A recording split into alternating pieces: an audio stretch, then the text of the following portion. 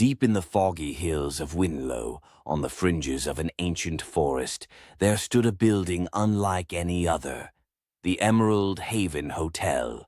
Its ivy-covered walls gleamed faintly under the moonlight, as though whispering secrets to those who dared to approach. Locals avoided it after dusk, its eerie aura keeping them at bay. Yet, travelers who braved its presence swore by its warmth, its grand halls, and its legendary charm. Still, there was one thing every guest whispered about: the enigma of room number 13.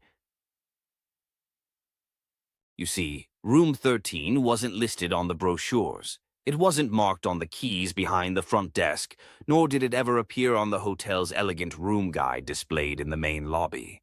Curious guests would glance down the hallway between room 12 and room 14, only to find an unassuming wall. Why no room 13, people would ask the staff. Their responses were always polite, yet evasive. "That room is out of service," the desk clerk would say with a forced smile. "We don't allocate it to guests anymore," the manager might murmur, his eyes darting elsewhere. But late one night, a traveling writer named Evelyn found herself staring at the wall separating room 12 from room 14, unable to shake the feeling that something was underneath. Evelyn had always been drawn to mysteries, the unsolved, the forgotten corners of the world that others preferred to leave untouched. And room 13 whispered to her the way secrets do, softly yet insistently. Evelyn had checked in just in time for a storm rolling in over the hills.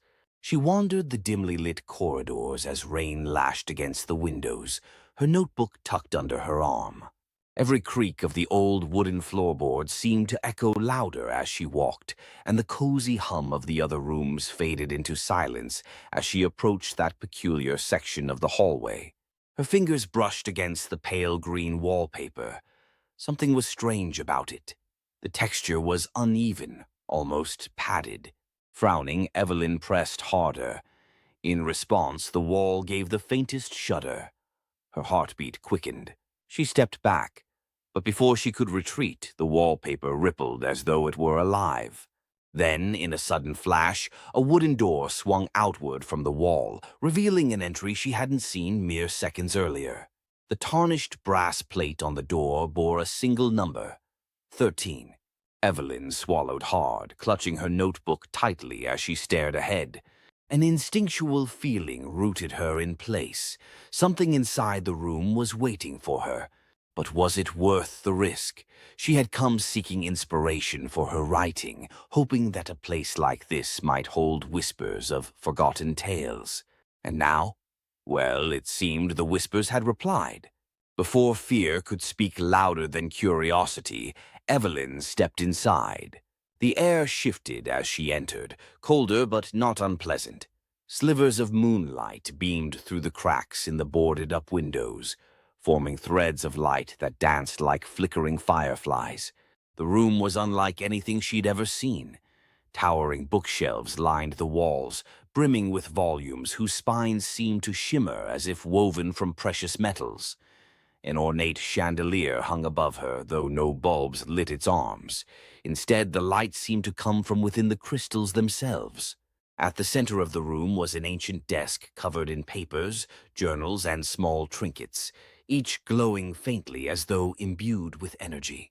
But Evelyn's attention was drawn to a framed portrait on the wall above the fireplace, a regal-looking man, his silver hair cascading down his shoulders. His piercing gaze seemed to follow her, though his lips held no expression. As Evelyn approached the desk, her fingers brushed against a worn leather-bound journal, open to a page that bore a single inscription: "The truth lies in the brave heart." What truth? As if on cue, the chandelier hummed, releasing a pulse of shimmering light that enveloped the room. The bookshelves began to move, slowly, silently, as though rearranging themselves into something purposeful. Evelyn froze, watching as the light from the chandelier reached the portrait on the wall. The silver-haired man's mouth turned slightly upwards in a smile that hadn't been there before. From within the fireplace, a passageway revealed itself, narrow and glowing with a faint green hue. Evelyn's journal fell from her hands as the soft voice of a child echoed behind her. "Don't be scared." She turned sharply, finding no one there, but instead of panic, a calm determination settled upon her. She stepped forward through the glowing passage.